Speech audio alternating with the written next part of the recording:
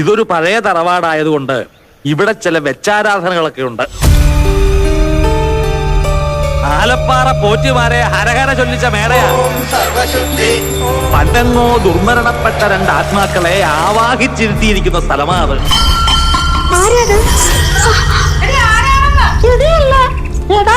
എടോ.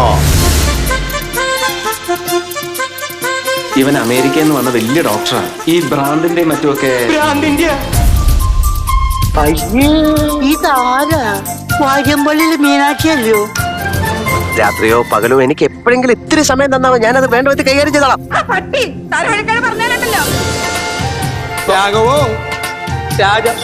ഞാൻ കണ്ട് കിണ്ടി കിണ്ടി. അയ്യോ,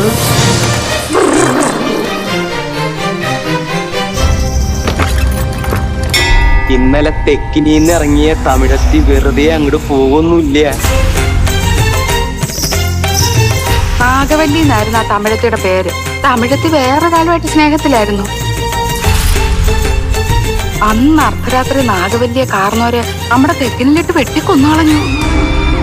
മോള് ആ ഭാഗത്തെങ്കിലും പോകട്ടാന്ന് വെച്ചേക്കണം. എന്തായാലും എനിക്ക് ആ മുറിന്ന് തുറന്നു കാണില്ല.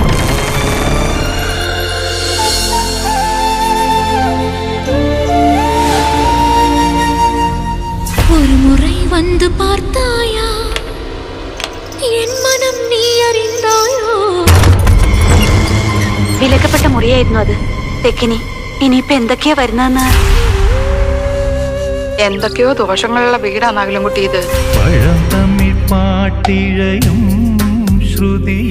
അനുഭവജ്ഞാനം കൊണ്ടും പിന്നെ തന്നോടുള്ള വാത്സല്യം കൊണ്ടും പറയാണ് ഇതിന് പരിഹാരം ഇല്ല. നാഗവല്ലി എന്ന കഥാപാത്രത്തിനോട് തോന്നിയ സിമ്പതി പിന്നൊരു എമ്പതിയായി മാറി. തീക്ഷ്ണമായ ഒരുതരം തന്മയീഭാവം.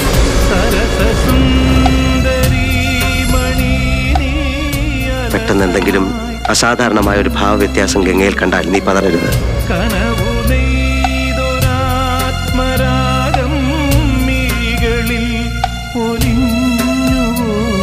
ഒരു മുறை വന്ന് പാരായോ പാസലേ നടിവാരായോ.